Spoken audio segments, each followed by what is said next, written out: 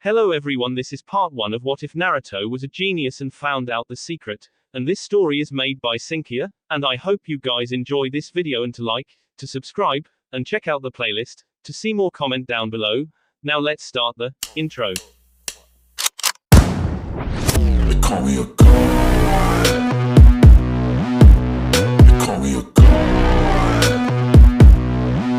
They call me a god. Welcome to my life. Yo. My name is Uzumaki Naruto. For the last 12 years of my life, I have been living a lie. What do you mean by that, you ask? Simple. People hate me. They think I don't know why they hate me. Oh, how wrong they are. You see, from an early age, people took pleasure in beating me and ridiculing me. Often, the word, demon, would come up in the beatings. Many years ago, I decided crying and just accepting the fact that people hate me and crying over it wasn't a good life to lead. I decided to find out what could possibly make them hate me so much. I quickly learned the henge skill at age 9 after a few failed attempts to get into the Konoha library as myself. After learning the henge skill, I walked in and straight past the receptionist who smiled at me.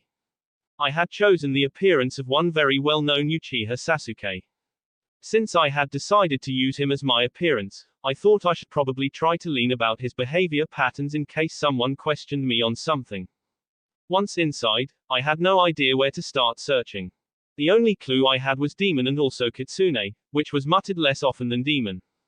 I went straight to the history section and looked for mythological creatures. There was a small passage on kitsunes, which I read, but it gave me only one small clue. Kitsunes could have a number of tails, depending on how powerful they were. The maximum was 9. I decided to search the history section of Konoha, and I flipped through the index, until I found exactly what I wanted. Going to the page, I saw that 9 years ago on my birthday, the Lord of Demons, the Kyuubi no Kitsune had attacked Konoha, and many ninjas had been sacrificed to beat it. However, among the list of those who died was the Yondaime Hokage. Apparently, he had not only killed himself, but the Kyuubi too. This made me think. If he killed it, then why do they call me demon? Unless Naruto thought about something. He had overheard two Junin talking about shinjutsus, or suicide techniques. Naruto eagerly went and looked up a book with jutsu types and a list of the known ones. He heard the librarian walk up to him and smile. Forgive me, Sasuke-san, but we are closing for the afternoon. If you want, you can borrow that book and a few others for the night. I looked up, and gave away no emotions. I turned to her and looked her in the eye. Do you have any books on shinjutsu and a list of them, especially ones known to belong only to Konoha ninjas? The librarian frowned as she concentrated. Well, we do have a book on all known shinjutsus of this village, but we require special permission from Hokage-sama himself for anyone to view the book, and we are not allowed to let it leave its place. Naruto scowled, initiating Sasuke perfectly. This seemed to have the desired effect on the young librarian, as she smiled at him. I'm sure Hokage-sama will give you permission. I will send a request to him tomorrow morning. If you come at about lunchtime, you should be allowed to see it.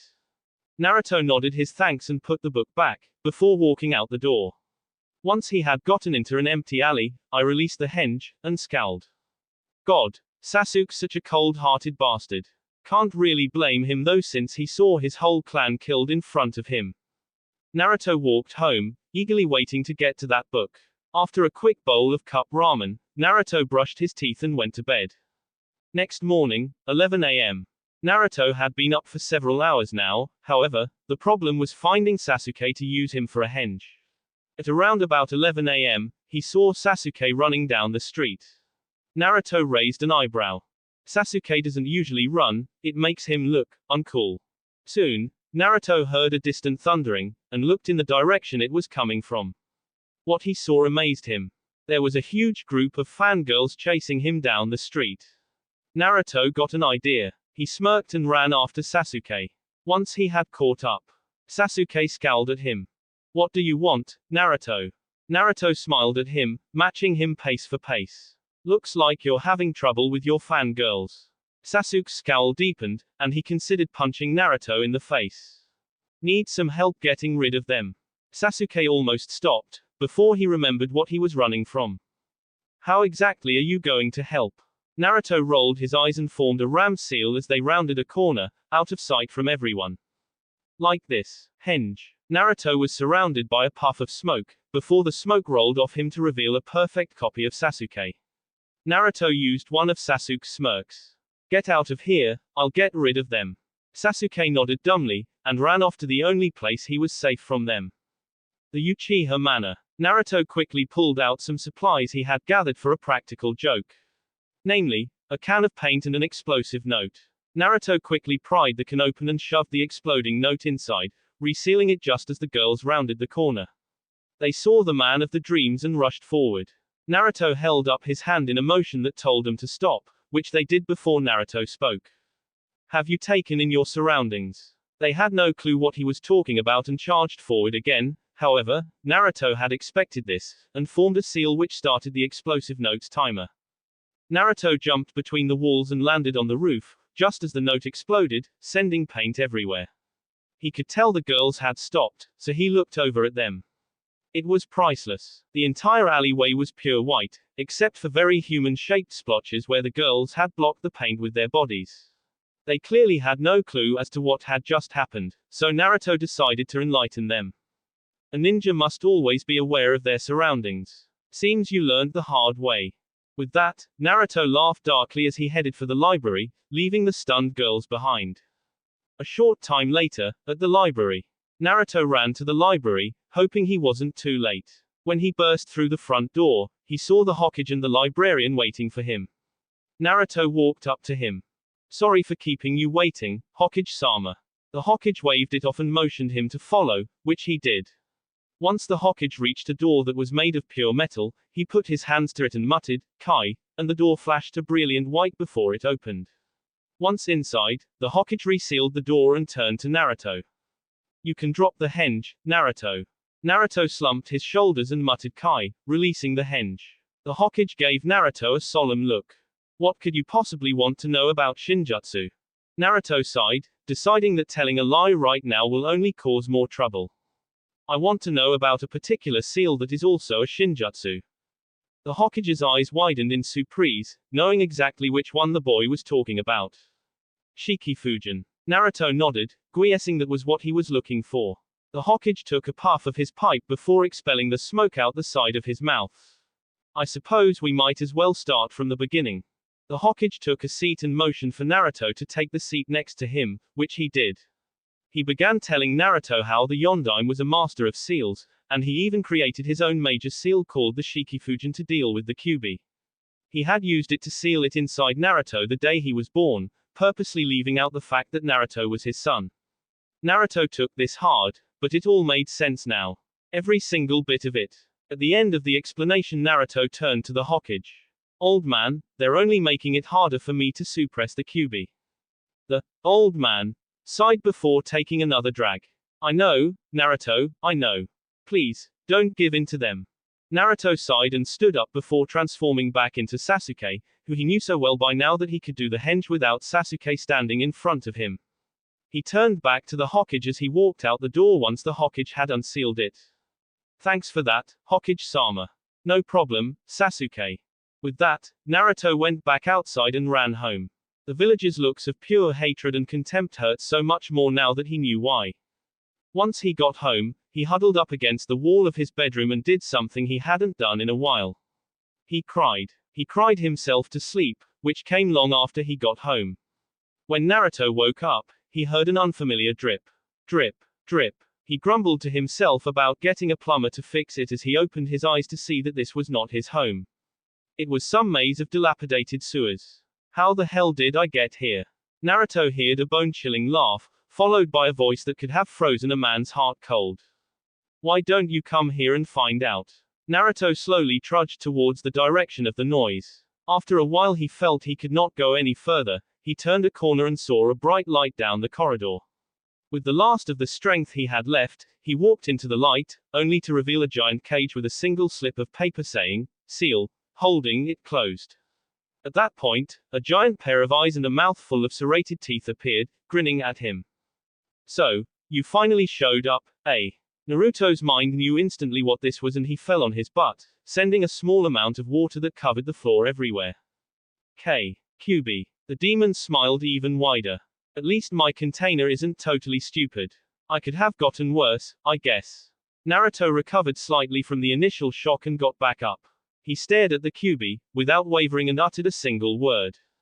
Why? The Kyuubi, for once, didn't have a response. The Kyuubi knew exactly what Naruto was asking, but didn't feel like going into detail right now.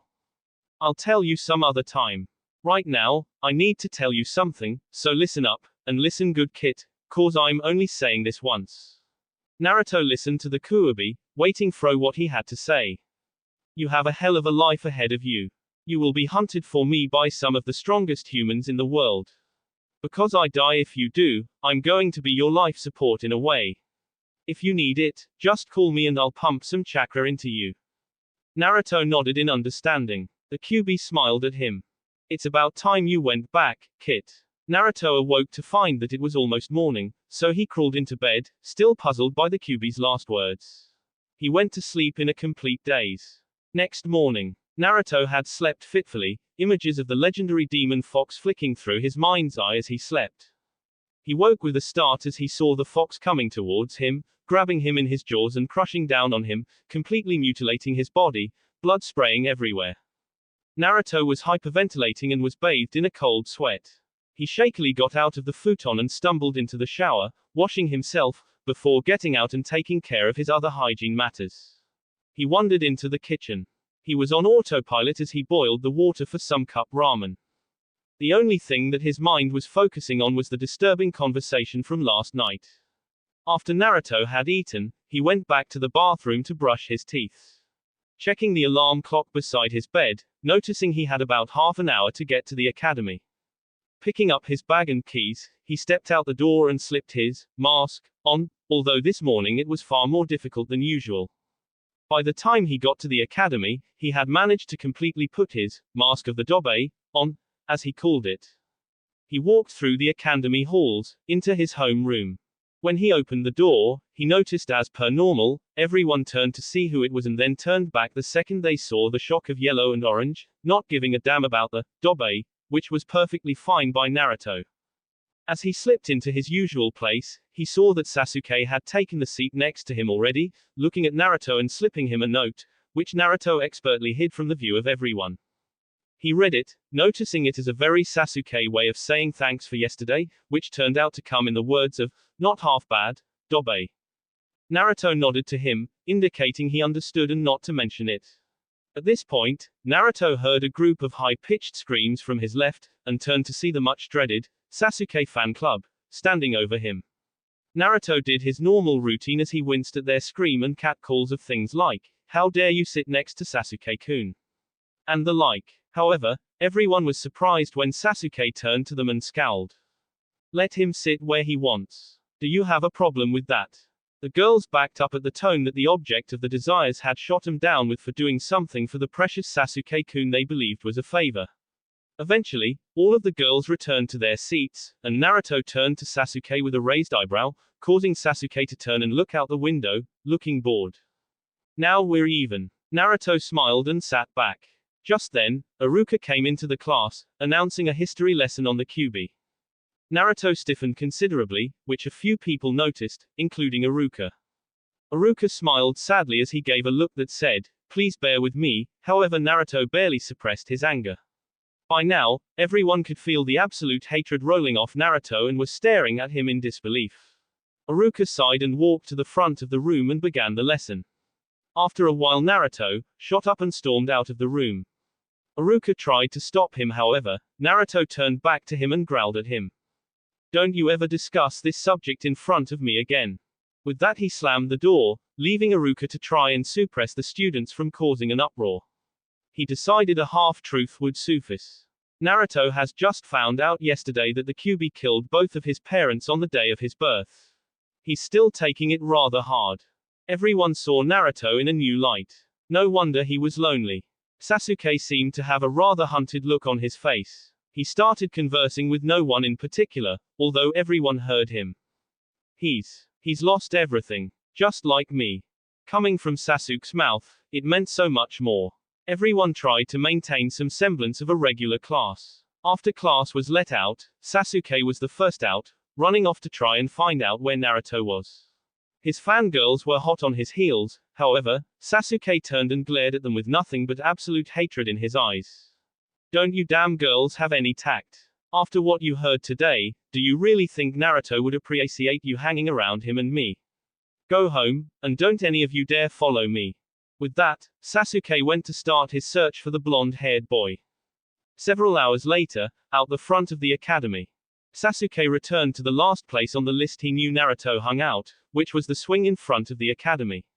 Luckily, the boy was there. Sasuke slowly approached him, causing Naruto to look at him with eyes full of pain, suffering and loneliness. Naruto formed a weak smile for Sasuke. You felt it too, right?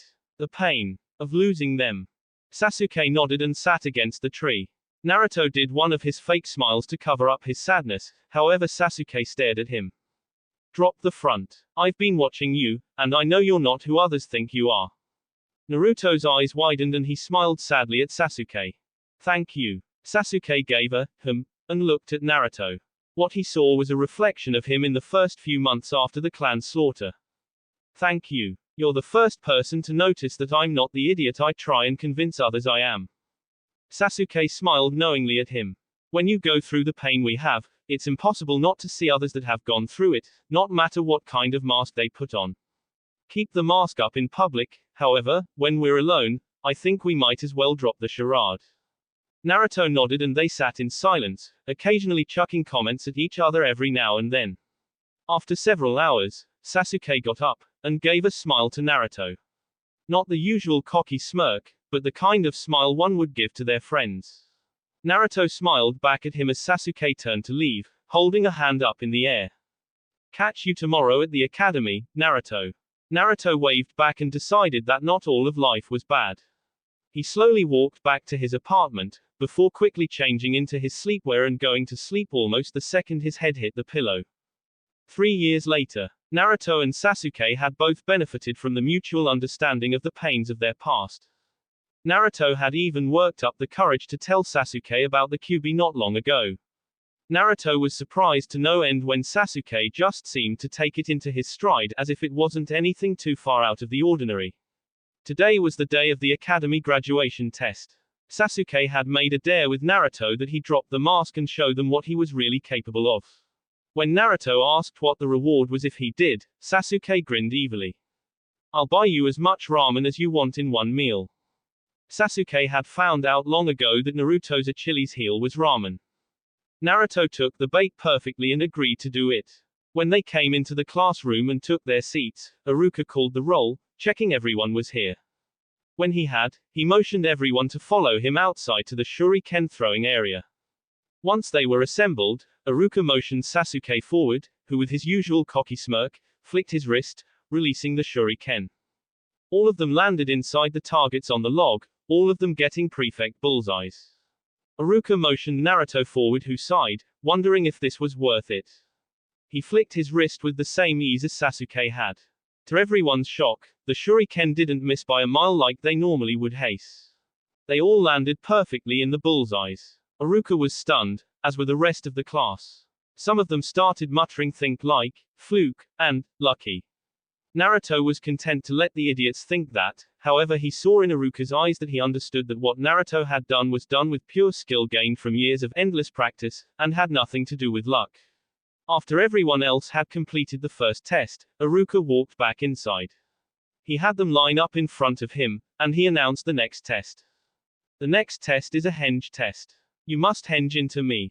First, Uchiha Sasuke.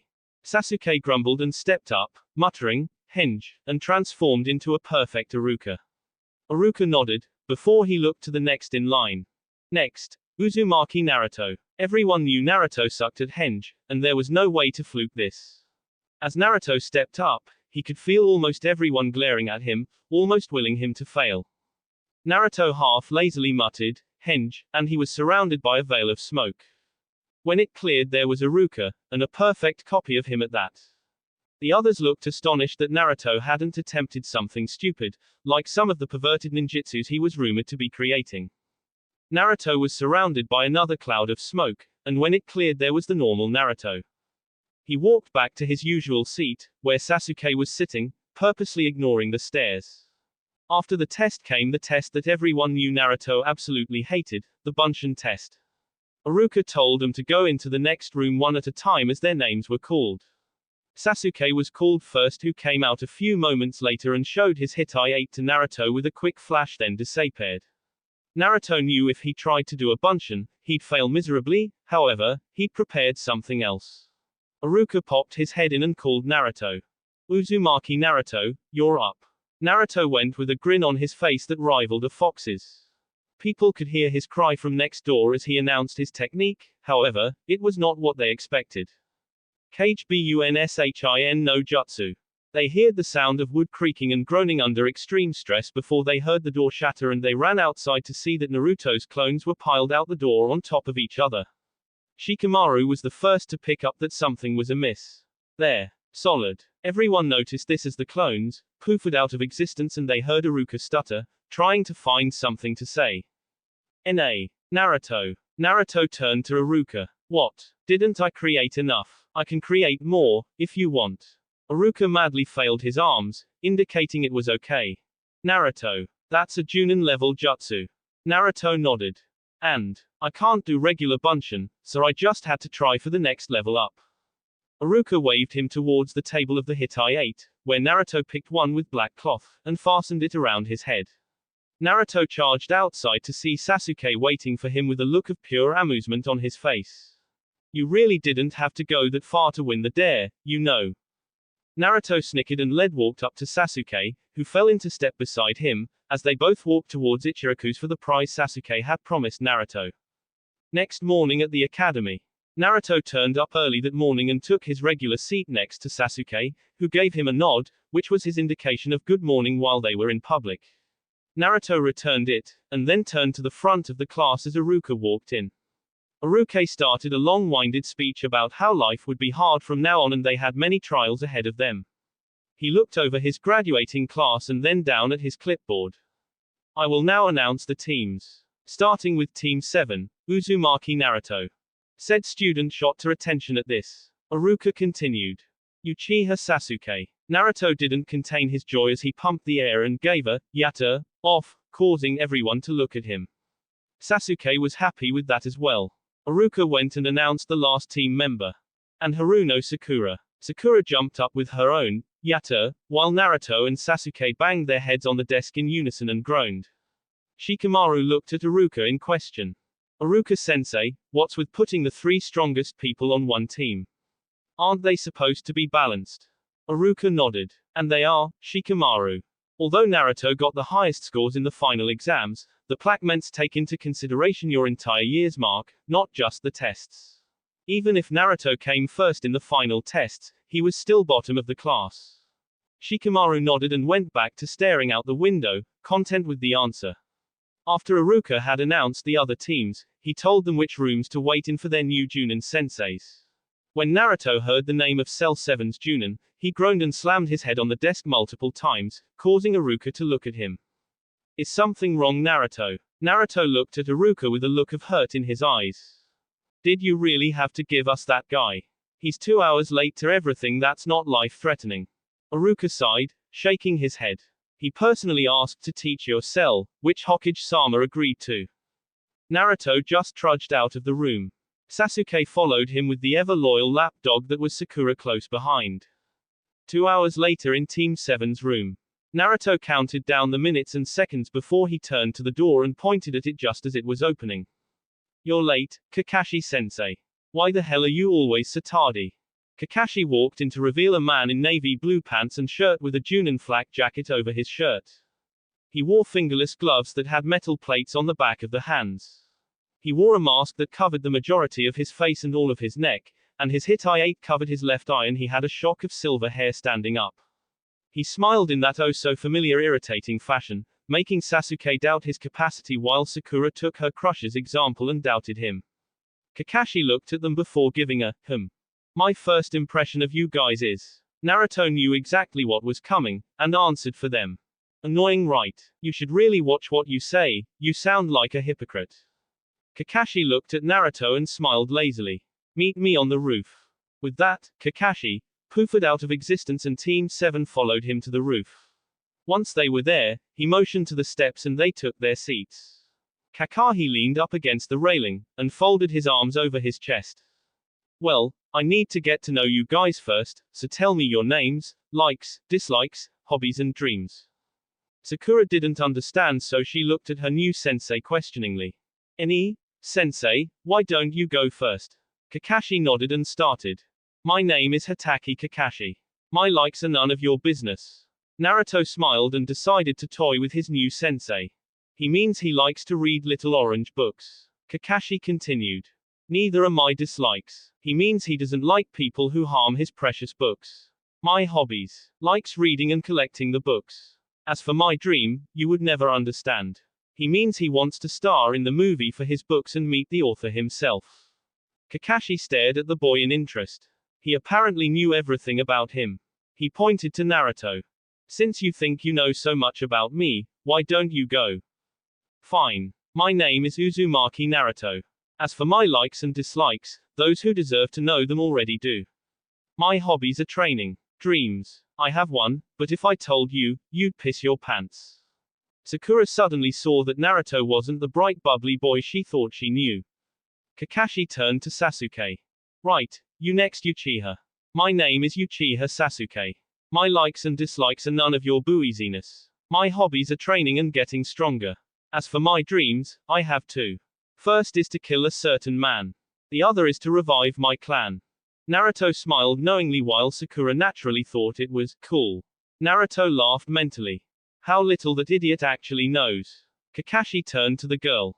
Right, you next. My name is Haruno Sakura.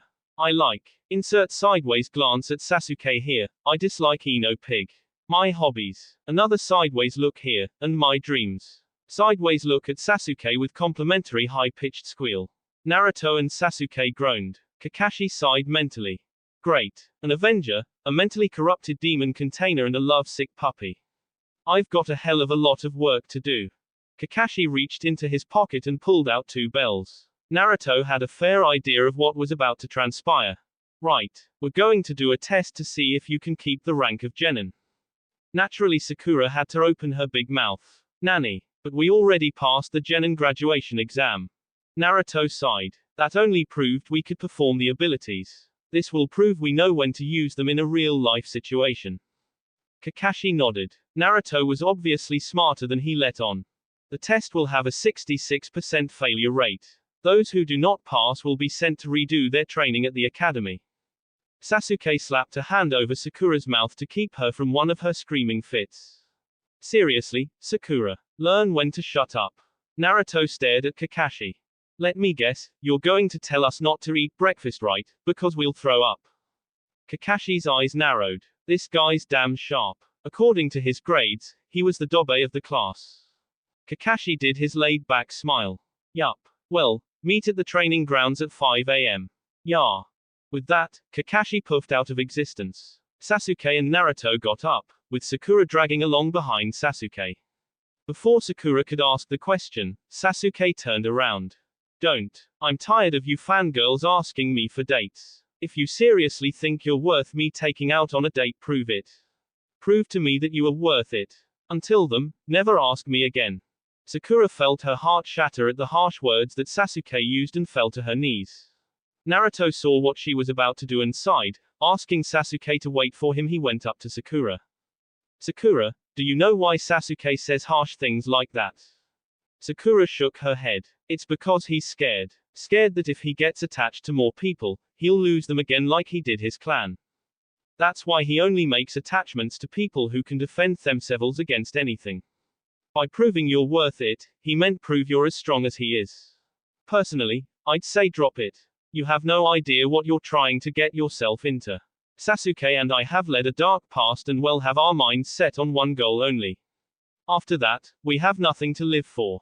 Be careful what you wish for, Sakura. Sakura was shocked by the words. Sasuke. Scared. That couldn't be right. Naruto sensed this and laughed heartlessly. You would be scared shitless if a 13-year-old murdered your entire clan and then replayed it to you in your own mind.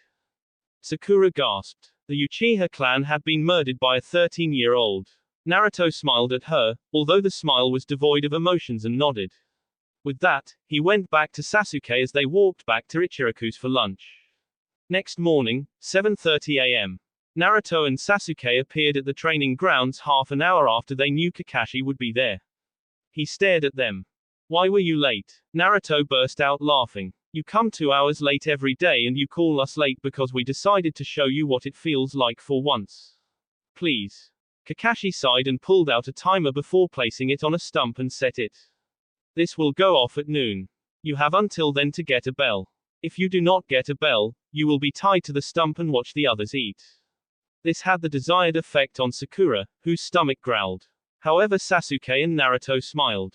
Kakashi sighed. He'd really have to talk to these two about following orders. Go. All three of them body flickered away and Kakashi pulled out his famous little orange book and began reading. Naruto, who was with Sasuke, groaned and slapped his hand to his forehead. Sasuke looked somewhat disappointed. Naruto turned to Sasuke. Whatever you do, do not turn your back to him. Sasuke nodded, although Naruto could tell Sasuke didn't grasp what he meant. He's a pervert throughout and through. Turn your back to him, and he'll perform a move called Konohage Rinsen Taijutsu Ogi, Sennen Goroshi. All it is a super ass poke.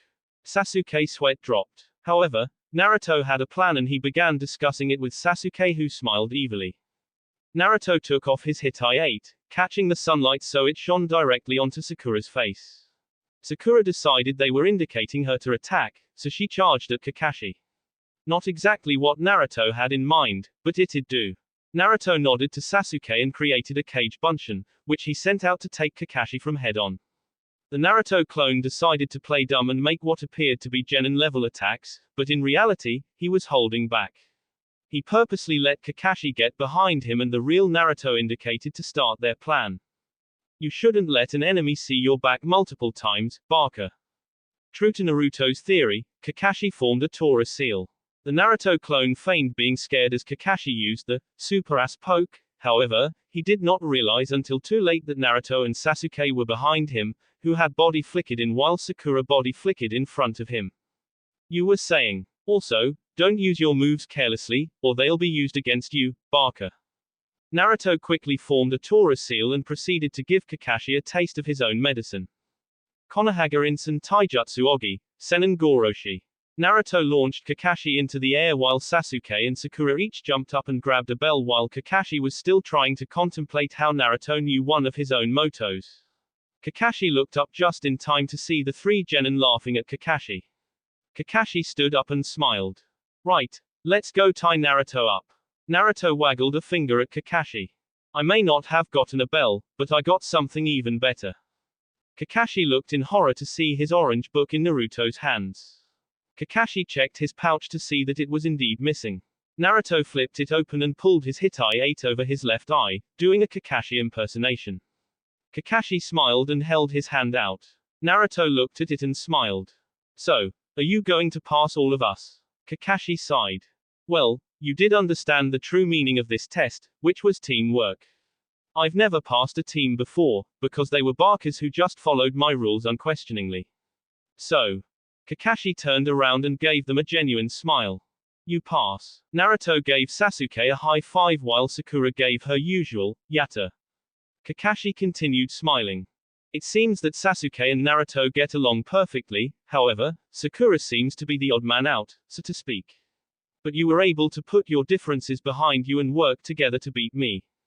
They were all smiles as Kakashi waved them to the three bento boxes on the ground. Eat up, guys and girl. Starting tomorrow, we begin missions as Cell 7. Also remember one rule.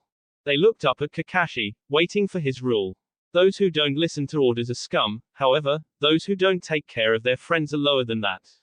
Remember that well. They nodded as they finished up the bento boxes and walked their separate ways. About a week later, in the mission office, Cell 7 had been doing a hell of a lot of stupid missions that weren't even fit for an academy student.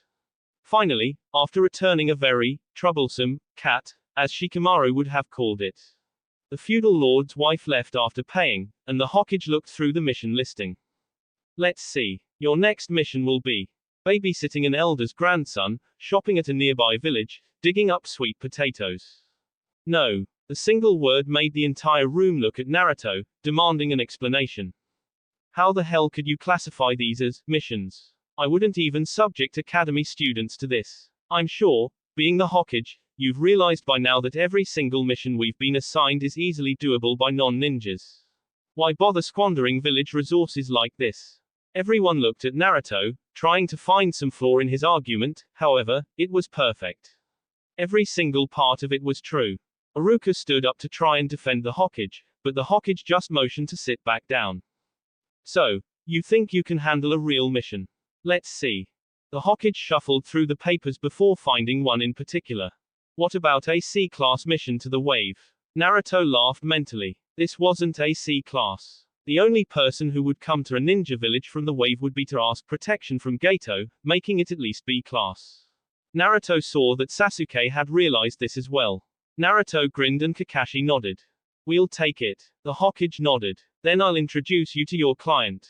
You can come in now. The door opened to reveal a thick-set man with graying hair and beard. He also wore glasses and was obviously drunk. He looked at them and gave a, These are the people that you assigned to protect me. They look like super idiots, especially the one in orange. Naruto smiled. I could kill you in one of 7 different vital areas in under a second without you realizing. I'd suggest you reconsider that remark. The man stiffened up at this remark, instantly becoming sober. He sighed and nodded to the Hokage as he led them out of the mission office. When Naruto got out of earshot of the room, he called to the old man. I know the wave country is poor, but it's not a good idea to deceive the mission handlers about the mission's difficulty. The man stood ramrod straight and looked the boy in horror. He decided a git trip was in order. Well, I don't mind if you guys dump the mission. It'll be sad when my daughter and grandson dies. Naruto smiled. Well, why don't we have a little discussion then? Tell us as much as you know about the enemy and we'll adjust accordingly. If you don't tell us all you know, we will dump the mission, which we have every right to do so. The man nodded and began telling him about the Gato Corporation, who it was known to hire and its numbers, which was admittedly vague, but Naruto had expected this. Gato was known to keep his numbers and employees well hidden. For a week, they trudged towards the wave country encountering no resistance. Aha, demon brothers aren't in this one. Finally, they got to a river where a boat was waiting. They walked towards the boat and got on. The man nodded. To their client. Tazuna, we've been expecting you. Are these the ninjas you brought? Tazuna nodded and the man in the boat started up the engine to get going. Soon, they entered a thick mist and the man cut the engines. Please be very quiet. Gato's men patrol this area, so from here on we have to row. They nodded, keeping their senses steeled. They managed to reach the shore without incident and they set out towards the main village of the wave. Naruto felt a wave of killer intent directed towards him and he charged forward, tackling Sakura and Tazuna to the ground. Sasuke and Kakashi were quick enough to react by themselves. Naruto looked at the jitant sword that had embedded itself in a nearby tree. Naruto smirked. I'd recognize that sword anywhere. A disembodied voice came from around them. Oh, recognize me. 3 guesses. I only need 1. Former member of the Hidden Mist 7 Shinobi Swordsmen, Momoki Zabuza, also known as the Demon of the Mist. Wanted mainly for a failed assassination attempt on the Mizukage. Considered an upper A, bordering on lower S rank missing nin. Zabuza laughed. You're good kid. It's unusual for a genin to know so much about missing nins. I have to know my names if I want to live. One of them happens to be a former acquaintance of yours. And who would that be? Hosagek. Kiss him. Zabuza paused for a moment, before laughing. You got yourself some powerful enemies, kid. You must have severely pissed off Kisum to make him an enemy of yours. So, since you have Kisum as an enemy, I would have assumed you've trained yourself to be able to at least hold your own for a while. Naruto laughed, continuing with the pre-battle banter. Yeah, I trained all right. You would be a good measuring stick to see how far I've come. Just then, Zabu's body flickered to stand on the handle of his sword and looked down at the group. Naruto smiled with nothing but confidence in his eyes. Everyone else was either shaking or, in Kakashi's case, planning what to do. Zabuza stared at the kid who had spoken to him. You don't look like much, kid. Naruto smiled. Want to find out if that's true? Zabuza smirked and pulled the sword out of the tree. Kakashi saw that Naruto was about to charge him, and put a hand on his shoulder. Naruto, he's out of your league. Everyone, get in formation and protect Tazuna. Naruto sighed and got in formation. Kakashi decided to lift his headband and end this quickly. What Sasuke saw shocked him. Is that the Sharingan? Naruto nodded. It's not his, per se. He can't use it to the full potential because he's not an Uchiha.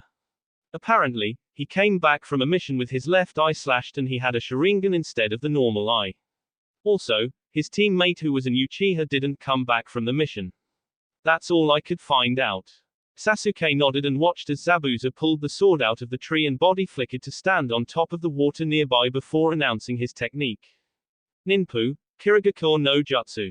The mist slowly surrounded them and separated them from Kakashi. Naruto smiled. He knew what was coming next, and decided to spoil the mood. Let me guess, Zabuza. The 8-point speech right. Do you ever come up with anything original?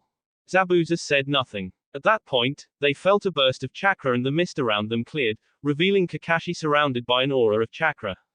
Naruto could sense the fear rolling of Sasuke in waves and turned to him. Sasuke, that is exactly how Zabuza wants you to react. Don't forget, I'm here. He won't get to you without a fight. Sasuke nodded, regaining his resolve and steeled himself. At that point, Zabuza appeared in the middle of them. I wonder if you can.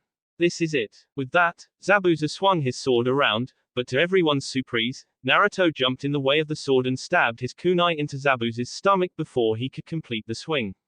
Naruto watched as a clear liquid came out of Zabuza's wound in a steady stream. Eventually, the entire clone turned to water and fell to the ground. Zabuza appeared behind Naruto. You're good for a genin, I'll give you that. However, you won't live through this. Zabuza cleaved Naruto in half only to find it puffed out of existence. Zabuza's eyes widened. Cage Bunshin. Kakashi appeared behind Zabuza with a kunai to his neck. None of us are to be underestimated, Zabuza. This is the end for you. Another Zabuza appeared behind Kakashi, sword poised to strike. Is it, Kakashi? Kakashi stiffened in surprise before he destroyed the Mizu Bunshin in front of him and ducked in time to avoid the horizontal swipe, only to receive a swift kick to the chin, sending him flying into the river. Zabuza ran at Kakashi, jumping over the caltrops and into the water. Kakashi broke the surface and looked at the water in worry. What's with this water? It's heavy for some reason. Zabuza body flickered behind Kakashi and formed a short set of hand seals giving off a HMPH. Barker. Suiru no Jutsu. Kakashi was immediately trapped in a sphere of water. You're annoying, Kakashi. I'm going to deal with the runts first. Kakashi looked at them in horror. Take Tazuna and run. Forget me. Naruto sighed. Do you still have so little faith in us, sensei? I told you to run. That's an order. No. Kakashi turned to Naruto, realizing he had taken his lesson to heart. Zabuza formed a Muzi Bunshin and had it walk toward the genin and Tazuna. The clone laughed. The three of you have hit I-8 on as if you think you're ninja. A ninja is someone who's gone through numerous life and death situations. In other words, you can call yourself a ninja when you appear in my bingo book. What would you know of life and death? Everyone turned to Sasuke and Naruto, who were shaking in barely suppressed rage. Sasuke looked up at Zabuza with pure hatred in his eyes.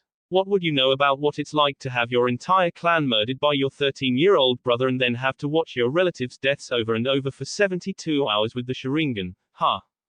What the hell would you know what it's like to be beaten senseless as a 5-year-old child? WHO couldn't protect himself from an entire village of ninja just for being WHO and then refused service at the hospital when someone brought you in out of pity, suffering from a coma and severe internal damage every time it was your birthday. You don't know jack shit about pain. Zabuza saw them quivering in pure rage. They obviously weren't lying. He smiled at them. So both of you have obviously seen pain that only the worst of us are subjected to.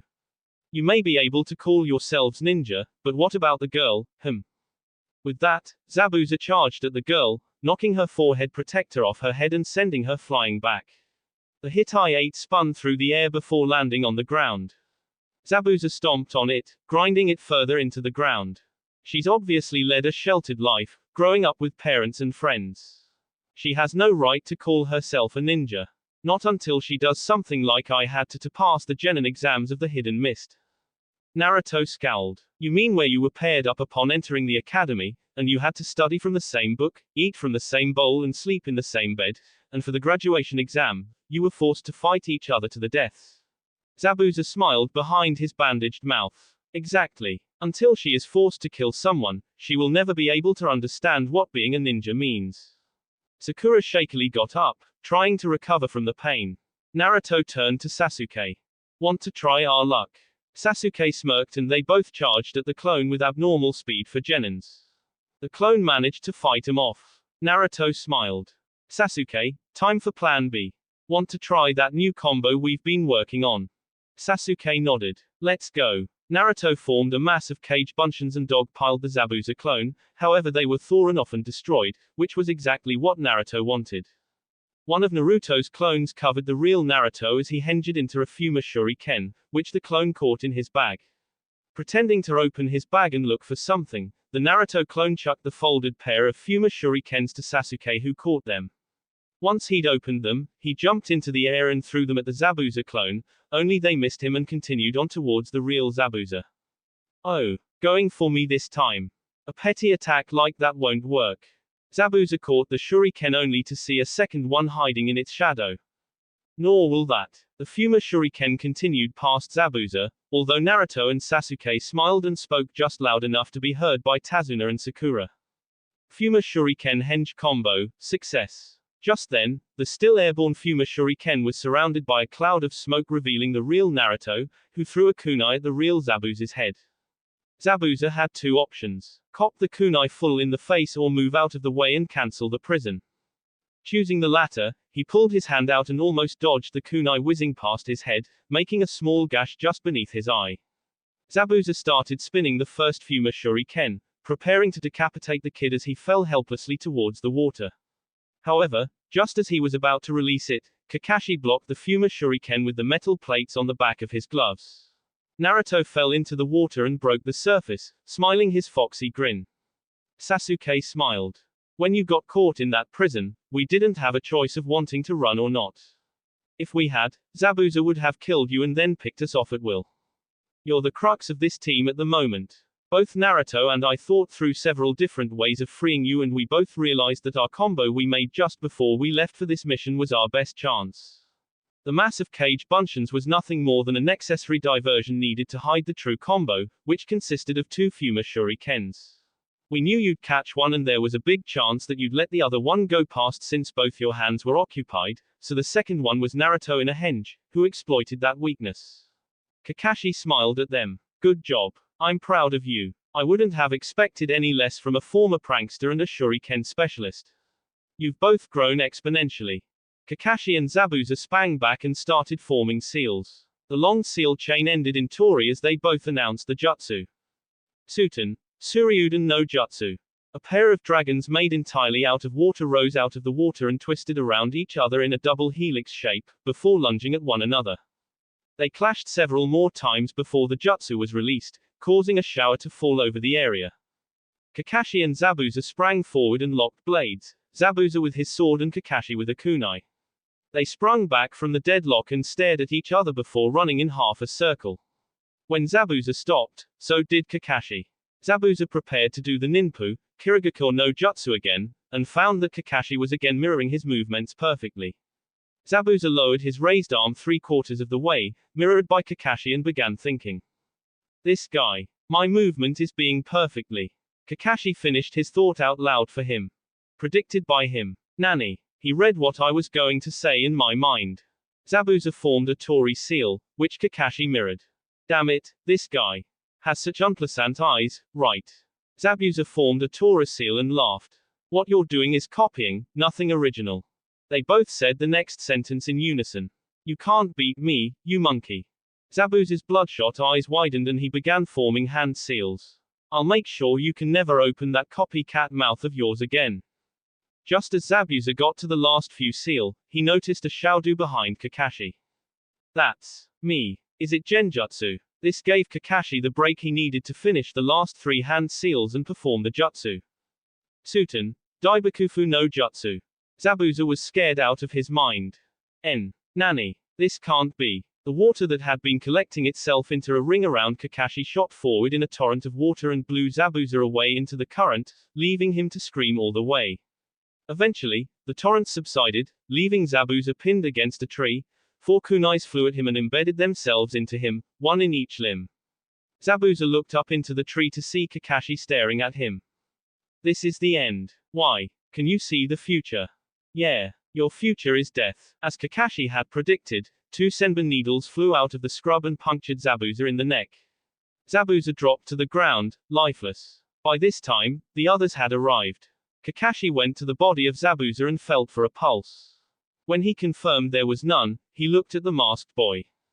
It was true. He did die. Thank you, I've been hunting Zabuza for months. The boy with the Anbu mask walked up to the body and began picking it up, however Naruto stopped him. You're a hunter nin, right? The boy stopped and looked at him. That is correct. Why do you ask? If you're a hunter nin, then do your job properly. A hunter nin are required to destroy the body of the target exactly where the body falls in battle. Put him down and destroy him. All you need is his head for proof, not the entire body. The hunter nin tensed before he lopped Zabuza's shoulder over him and body flickered away before anyone had a chance to stop him. Naruto cursed loudly. Damn it, I knew something was up with that guy. At that moment, Kakashi collapsed, making everyone run over to him. Naruto checked him and found he was serving on practically no chakra.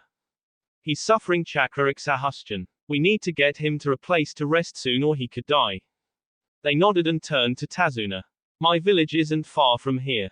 If you can carry him, I'll lead the way. They nodded. Sasuke and Naruto supported one shoulder each and helped carry him while Sakura covered Tazuna.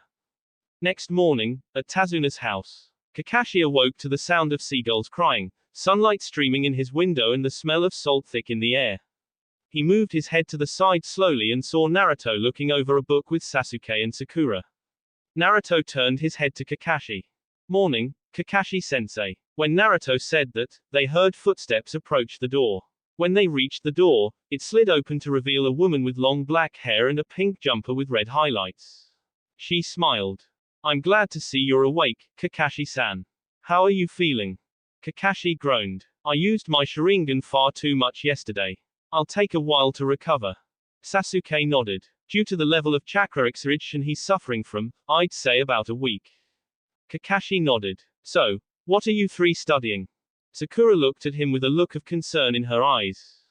We were studying the weapon that boy used and its uses. Apparently, it's a type of needle that is used for acupuncture healing, but it can be used to kill if you have perfect accuracy and a complete understanding of the human anatomy.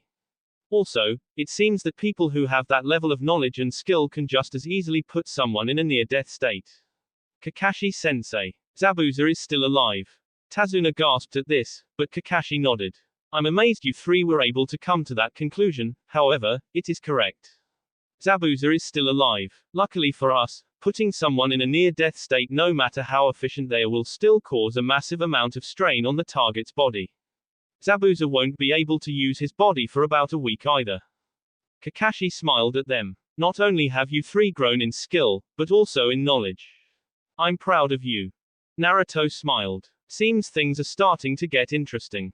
No, they're not. They turned to see a small boy in a green one-piece that stopped just above the knees.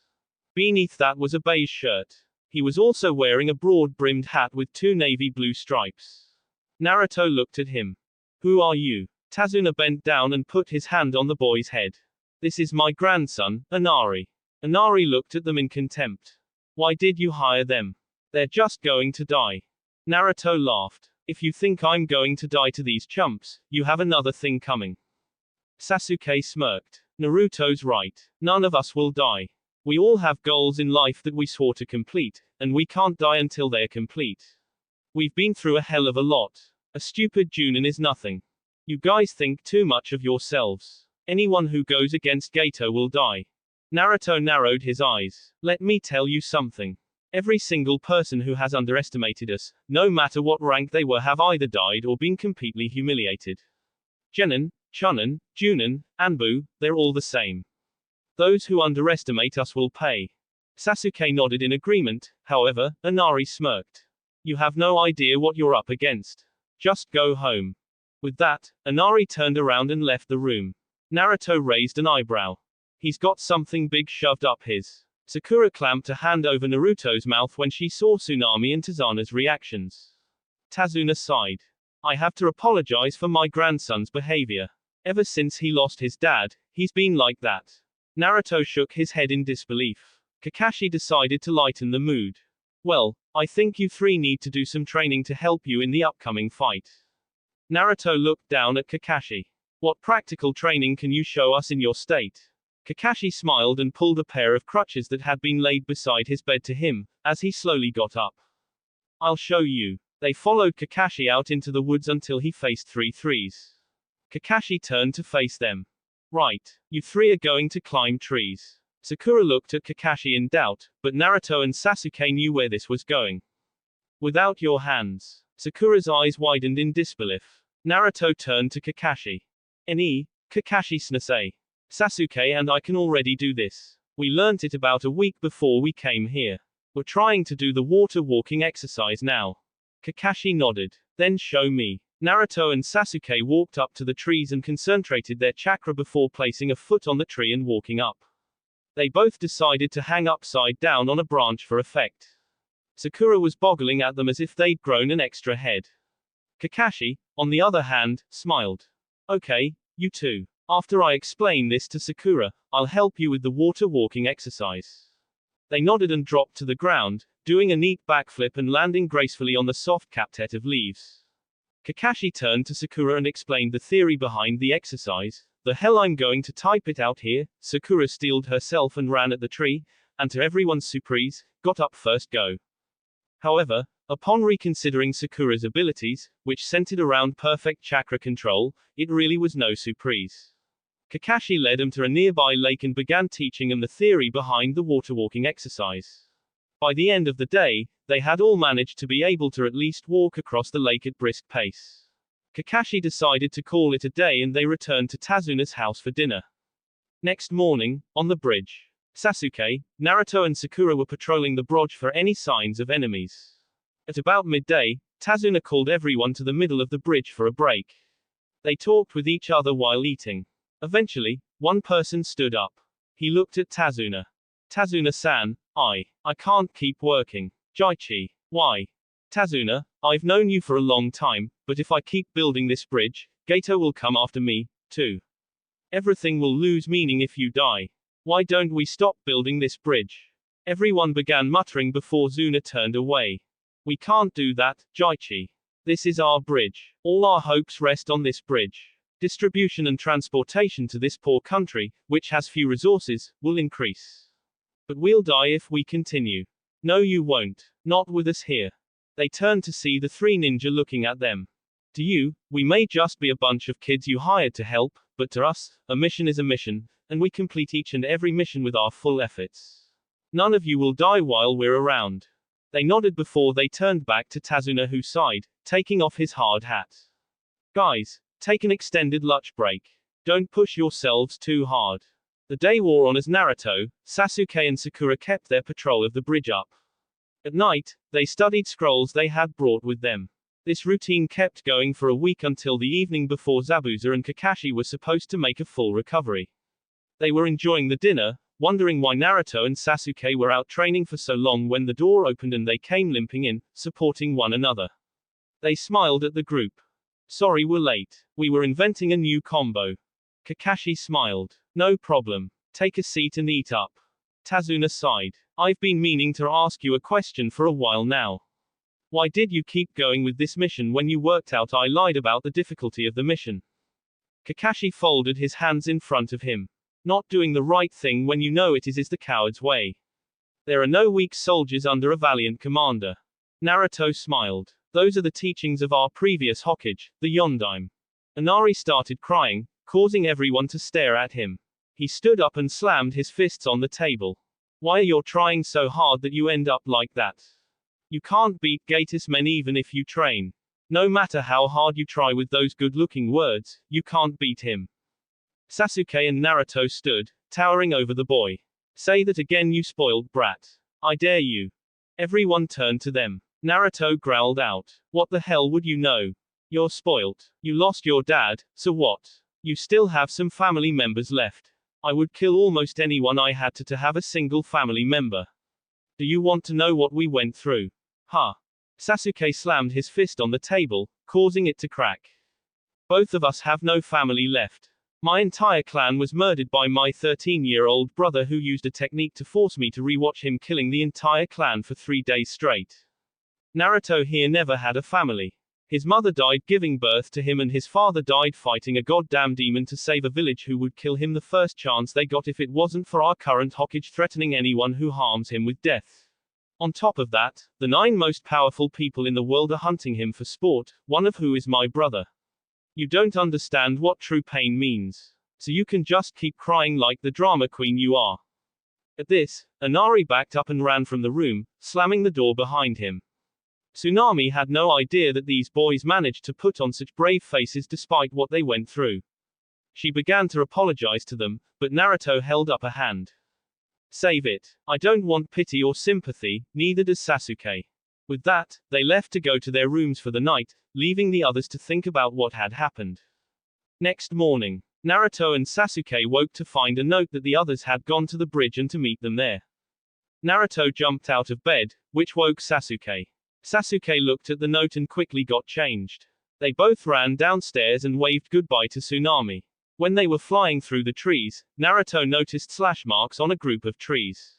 He motioned for Sasuke to follow him to the area, and when they got there, they saw a freshly killed boar with slash marks all over it. Naruto looked at Sasuke. Go on ahead. I'll catch up after I take care of them. Sasuke nodded and they split up. Sasuke heading for the bridge while Naruto headed back to the house. Naruto arrived back just in time to see Inari charging blindly at 2 Rouge ninjas. Just as they were about to unleash their sword attacks, Naruto used a Kawarimi to replace Inari with a log. Naruto laid Inari on the ground. Inari, although your attack would have gotten you killed, it gave me the cover I needed to save you. Watch how real ninjas fight. Inari nodded dumbly as the 2 ninjas charged at him. Naruto threw 2 shuriken at them which they deflected with minimum effort. Those sorts of attacks won't work against us Gaki. Naruto smiled. Won't it? They turned around in time to see that the shurikens were actually clones of Naruto, who released the henge and gave them a roundhouse kick to the head, knocking him out. Once he'd tied him up, Naruto turned to Inari. Inari, I need you to do me a favor. Inari looked up at Naruto. Once you take your mum inside, get the villagers to come to the bridge with whatever weapons they can find. Gato and his men will die today. I'm counting on you. With that, Naruto waved and sped off to the bridge while Inari pulled Tsunami back inside and ran off to get the villagers. Back at the bridge, Kakashi was in a stalemate with Zabuza, while Sasuke was just beginning to experience Haku's Gekka Genkai. At that point, Naruto threw a shuriken and scored a direct hit on Haku's mask. Naruto pressed his advantage and charged at Haku, stunning everyone. However, Haku was able to get back inside the Mora just in time. Naruto didn't expect this and plowed through the mirror, which promptly replaced itself. Naruto looked at Sasuke. Have you managed to work out how this thing works yet? Sasuke shook his head. Just as they got to their feet, Haku appeared in all of the mirrors, surprising Naruto. Soon after, they were peppered with a shower of senbon needles, causing them to scream in agony. Kakashi looked in the direction when he heard the sound, causing Zabuza to laugh. No one has ever survived Haku's Gekka Genkai. Those kids have had it. Kakashi looked at Zabuza square in the eye. No, they'll live. What makes you say that?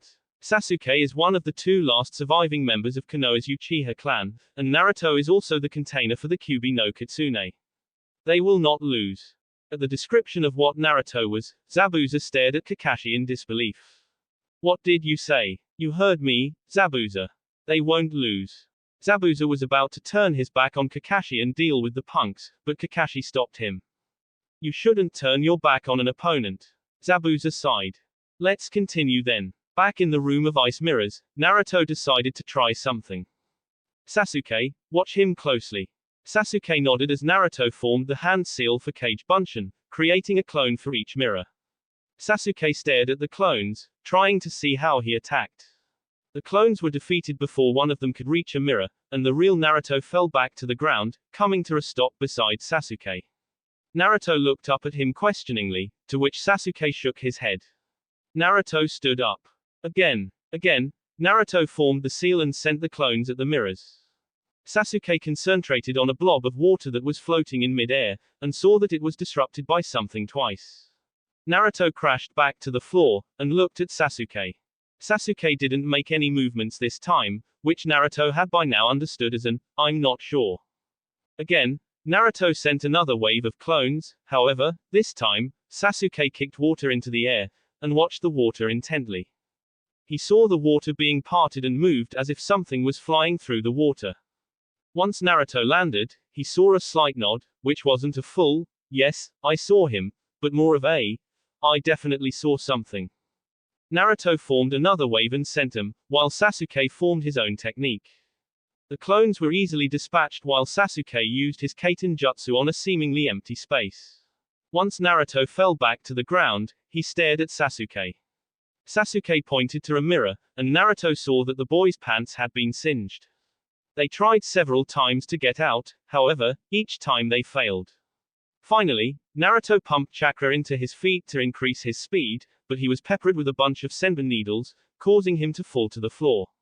Sasuke went to kneel beside Naruto. "Naruto, are you okay?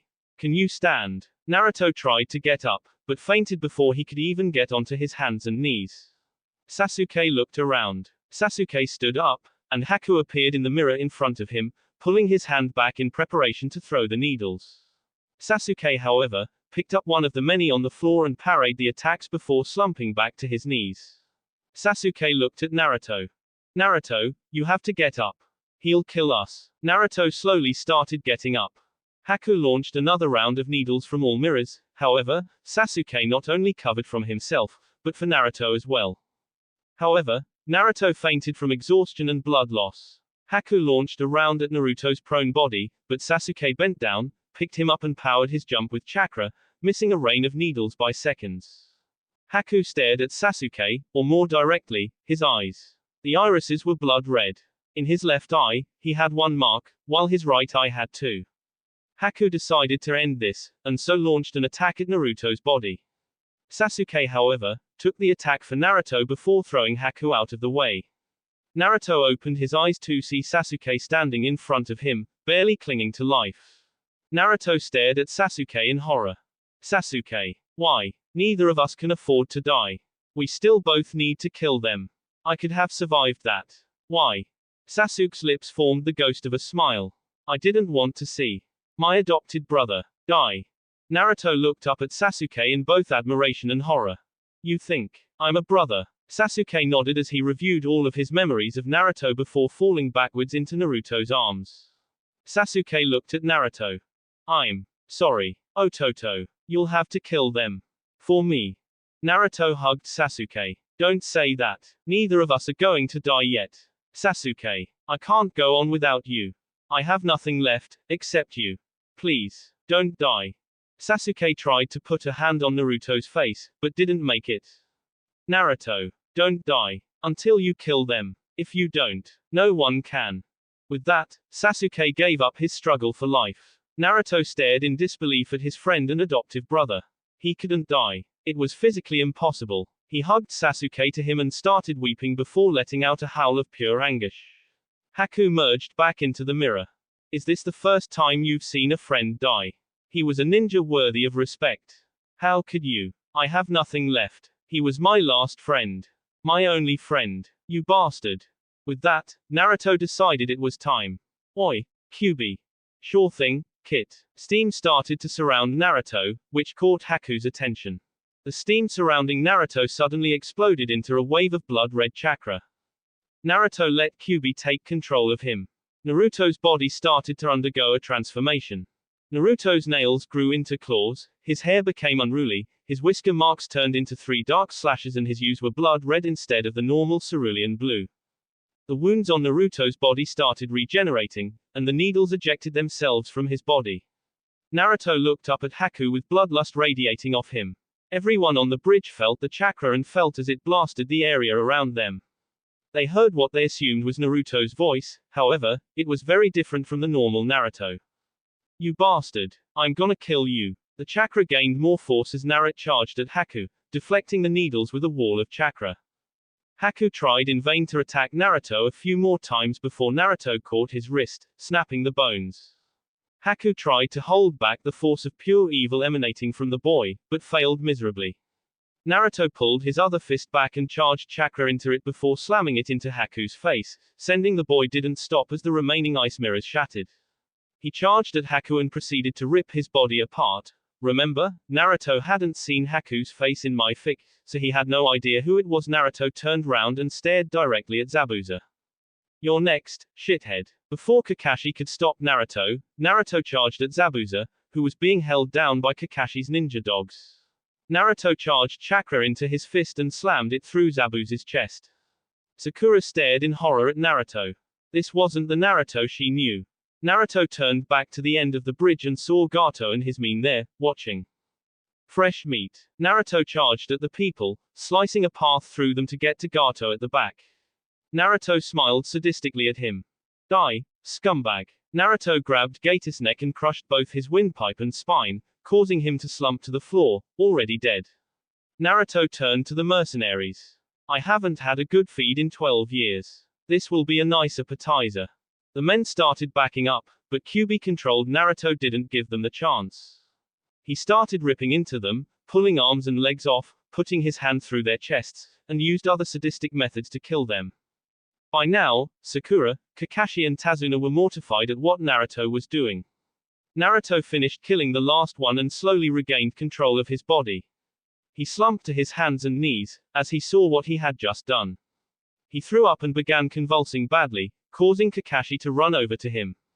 Kakashi saw that Naruto was suffering from severe psychological trauma, which really wasn't surprising. Kakashi gathered Naruto up and ran back to Sakura. "Sakura, get Sasuke. We're going to the hospital."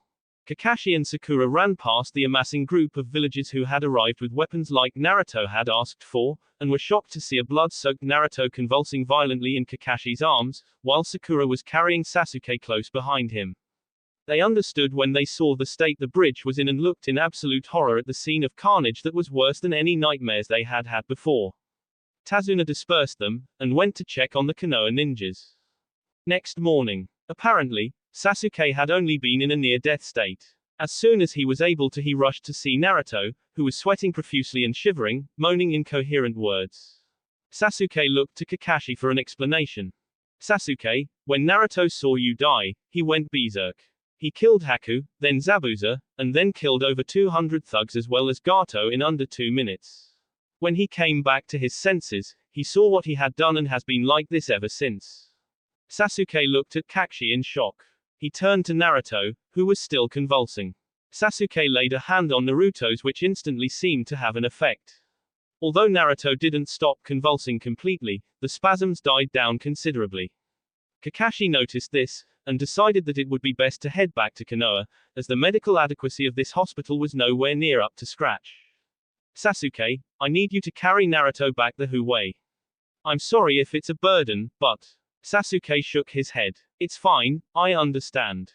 I hate to see Naruto like this." Sasuke lifted Naruto off the bed, and walked out of the room to see that Sakura was waiting for them.